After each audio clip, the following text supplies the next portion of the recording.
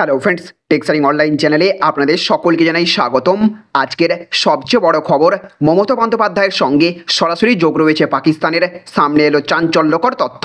তো বিস্তারিতভাবে বলা হয়েছে, কোনোভাবেই যেন না জেতেন প্রধানমন্ত্রী নরেন্দ্র মোদী। চাইছে পাকিস্তান। তাহলে কি চাইছে তারা?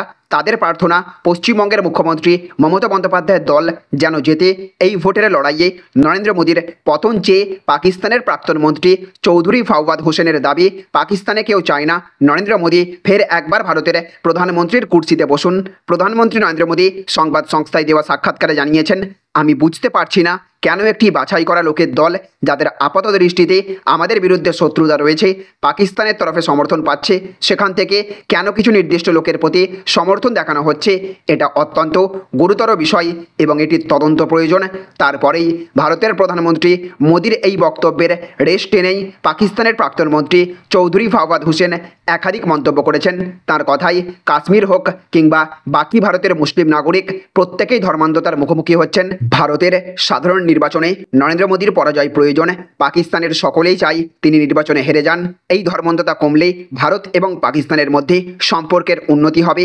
পাকিস্তানের অভ্যন্তরে এবং ভারতেও সার্বিকভাবে পরিস্থিতির বদল হবে।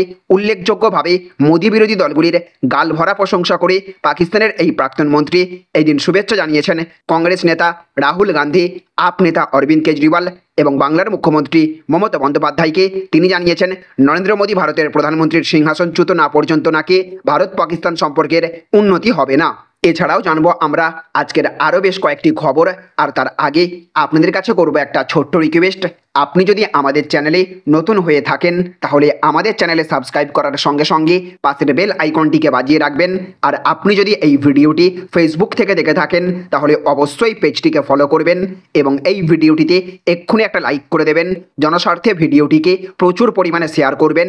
আর এইবারের লোকসভা ভোটে বাংলায় কোন দল বাজিমাত করতে চলেছে বলে আপনি মনে করে থাকেন, অবশ্যই আপনার মতামত কমেন্ট বক্সে লিখে জানিয়ে দেবেন। তো দেখুন আজকের আরও একটি বড় খবর, মমতার সারদা কেলেঙ্কারিতে যোগের নথি আছে, দাবি শুভেন্দুর। খানাকুল মডেলে আইপ্যাককে ধোলাইয়ের হুঁশিয়ারি। তো লোকসভা নির্বাচনের শেষ দফায় ভোট হবে পশ্চিমবঙ্গের 9টি আসনে। তার আগে সারদা কেলেঙ্কারির কথা তুললেন রাজ্যের বিরোধী দলনেতা শুভেন্দু অধিকারী। মমতা বন্দ্যোপাধ্যায়ের সারদা কেলেঙ্কারিতে যুক্ত থাকার নথি তার কাছে রয়েছে বলে দাবি শুভেন্দুর। আজ তিনি শিশির বাজরিয়া এবং জগন্নাথ চট্টোপাধ্যায়ের বিজেপির তরফে যান নির্বাচন কমিশনের দপ্তরে। সেখানে মুখ্য নির্বাচনী আধিকারিক আরিজ আফতাবের কাছে বেশ কয়েকটি দাবি পেশ করেছেন বিজেপি নেতৃত্ব। সেই সংক্রান্ত ব্যবস্থা ইতিমধ্যেই সুনিশ্চিত হয়েছে বলে দাবি শুভেন্দুর। তিনি বলেছেন, আগের দফাগুলির মতো বিজেপির পোলিং এজেন্টদের পুলিশ গ্রেপ্তারের পরিকল্পনা করেছে। শুভেন্দুর কথাই, মুখ্যমন্ত্রী মমতা বন্দ্যোপাধ্যায়ের নির্দেশ মেনে কলকাতার পুলিশ কমিশনার বিনীত গোয়েল কয়েকজন ওসিকে দিয়ে বিরোধীদের এজেন্ট নেতাদের গ্রেপ্তারের ছক করছেন কলকাতায়। মুখ্য নির্বাচনী আধিকারিক শুভেন্দুর কাছে পোলিং এজেন্টদের নাম চেয়েছেন। পরিষ্কার জানিয়েছেন, আদালতের পেন্ডিং ওয়ারেন্ট ছাড়া কাউকে গ্রেপ্তার করা যাবে না।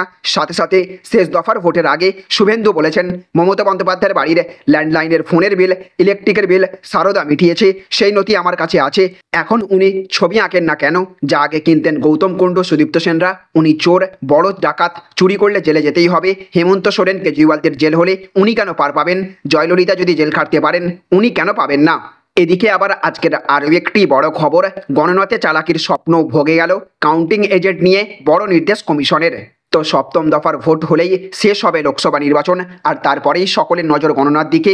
আগামী মঙ্গলবার ভোট গণনা, আর তার আগেই বাংলা নিয়ে চিন্তিত বিজেপি। তারা দাবি করছে, ভোট তো ভালোই হয়েছে কিন্তু গণনাতে বিভিন্নভাবে কারচুপি করার চেষ্টা করবে এই রাজ্যের শাসক দল। তাই সেটাকে আটকানোর জন্য নির্বাচন কমিশনকে বেশ কিছু পদক্ষেপ গ্রহণ করতে হবে।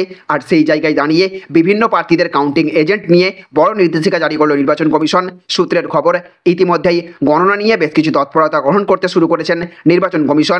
তাদের পক্ষ থেকে একটি নির্দেশিকা দিয়ে জানানো হয়েছে, কেন শিক্ষককে কাউন্টিং এজেন্ট হিসেবে বসাতে পারবেন না কোনো দলের প্রার্থী। এক্ষেত্রে স্থায়ী হোক বা অস্থায়ী যে কোনো সরকারি বিদ্যালয়ের শিক্ষকের ক্ষেত্রেই এই নির্দেশ পালন করতে হবে বলে জানিয়ে দেওয়া হয়েছে।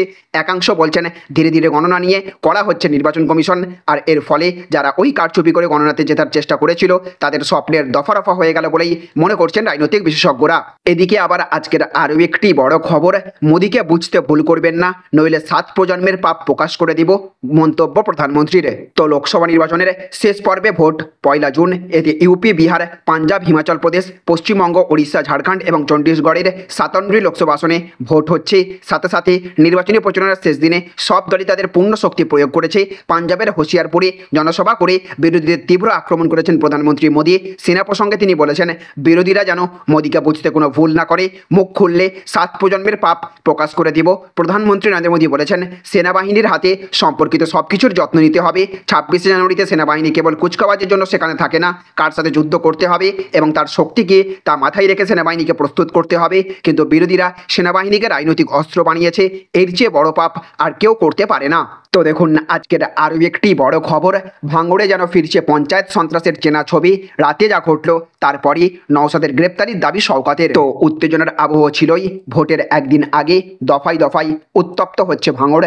এবার তৃণমূল নেতা কর্মীদের লক্ষ্য করে বোমা মারার অভিযোগ আইএসএফের বিরুদ্ধে। ভাঙড়ের উত্তর কাশীপুর থানার বানিয়াড়া এলাকার ঘটনায় শোরগোল পড়ে গিয়েছে এলাকার রাজনৈতিক মহলে। সূত্রের খবর, দলীয় কর্মসূচি মিটিয়ে বাড়ি ফিরছিলেন এলাকার তৃণমূল নেতা রফিক খান, সঙ্গে ছিল দলেরই বেশ কিছু কর্মী।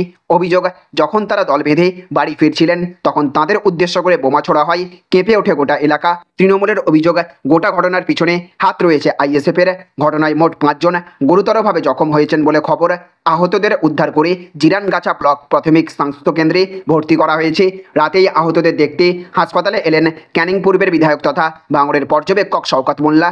এসেই তিনি আইএসএফ বিধায়ক নওশাদ সিদ্দিকীর গ্রেপ্তারের দাবি তুললেন। এক শিশুও এই ঘটনায় আহত হয়েছে, সেই খবরও দিয়েছেন। বলেছেন, অবিলম্বে নওশাদকে গ্রেপ্তার করা উচিত। আমাদের 5 জন তো গুরুতর আহত হয়েছে, সঙ্গে এক শিশুরও বোম লেগেছে। ঠিক যেমন পঞ্চায়েত নির্বাচনে এই সন্ত্রাসের বাতাবরণ তৈরি করেছিল, তেমনি এবার গত কয়েকদিন ধরে সেই ছবি ফেরানোর চেষ্টা করছে ওরা। সমাজ বিরোধী খুনিরা রাতের অন্ধকারে বোমা বাঁধছে, পিছন থেকে অর্থ যোগাচ্ছে ওরা। সন্ত্রাসের রাজত্ব কায়েমের চেষ্টা চলছে।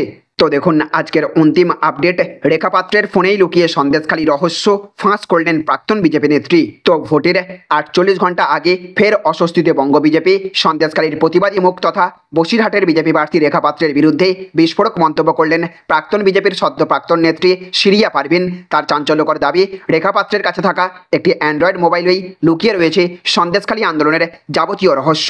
একটি বৃহত্তর ষড়যন্ত্রের ওপর দাঁড়িয়ে সন্দেশখালী আন্দোলন রচিত হয়েছিল, তা এখন দিনের আলোর মতো পরিষ্কার। টাকা এবং মোবাইলের বিনিময়ে গ্রামের নিরীহ মহিলাদের ভুল বুঝিয়ে ভুয়ো আন্দোলন সংগঠিত করেছিল বিজেপি। তার সন্দেশখালী মণ্ডল সভাপতি গঙ্গাধর কয়েলের স্টিং অপারেশনে উঠে এসেছে। প্রকৃত সত্য সামনে উঠে আসতেই বিজেপির হাত ছেড়ে ফের তৃণমূলে ফিরছেন মানুষ। এমনকি বিজেপি প্রার্থী রেখা পাত্রের পরিবারের সদস্যরা তাকে হারাতে তৃণমূল কংগ্রেসের সদস্য হয়ে নেমেছেন লড়াইয়ের ময়দানে। ঠিক সেই আবহে সন্দেশখালীর মাটিতে দাঁড়িয়ে চাঞ্চল্যকর মন্তব্য করলেন বিজেপি ত্যাগী শিরিয়া পারভিন। তাঁর দাবি, সন্দেশখালী আন্দোলন নিয়ে যা হয়েছে তা পরিকল্পনা মাফিক। মোবাইল এবং টাকা দিয়ে সন্দেশখালী আন্দোলনকে জিইয়ে রাখার চেষ্টা করেছিল বিজেপি। ইতিমধ্যেই সেই বিষয়টি প্রকাশ্যে এসেছে। সিরিয়ার আরও দাবি, বিজেপি প্রার্থী রেখা পাত্রের কাছে একটি মোবাইল ছিল, যেটি দিয়েছিলেন রাজ্য বিজেপির এক বড় নেতা। ফোনটি ছিল অ্যান্ড্রয়েড, আর সেই ফোনেই সমস্ত তথ্য পাঠাতেন রাজ্য বিজেপির ওই নেতা। এই ফোন থেকেই পরিচালনা হতো সন্দেশখালীর গোটা আন্দোলন। সব থেকে উল্লেখযোগ্য বিষয় হলো, একবার রেখার হাত থেকে ওই ফোনটি পড়ে যায়, ফোনের ডিসপ্লে নষ্ট হয়ে যায়। সেটি দেখার পরে কান্নায় ভেঙে পড়ে বিজেপি প্রার্থী। বারে বারে বলতে থাকে, এর ভিতরে অনেক কিছু রয়েছে, ফোনটা যে করে হোক আগের অবস্থায় ফিরিয়ে দিতে হবে। এই ফোনের সাহায্যেই আজ সে এত বড় জায়গায় গিয়েছে। তাহলে ফ্রেন্ডস, বুঝতে পারলেন, এই ছিল আজকের কয়েকটি গুরুত্বপূর্ণ আপডেট। এই ভিডিওটি আপনাদের যদি ভালো লেগে থাকে তাহলে অবশ্যই ভিডিওটিতে একটা লাইক করবেন এবং অবশ্যই ভিডিওটিকে রাজ্যের সমস্ত মানুষের কাছে শেয়ার করে সকলকে জানার সুযোগ করে দেবেন। ভালো থাকবেন, সুস্থ থাকবেন। Thank you friends, thank you for watching.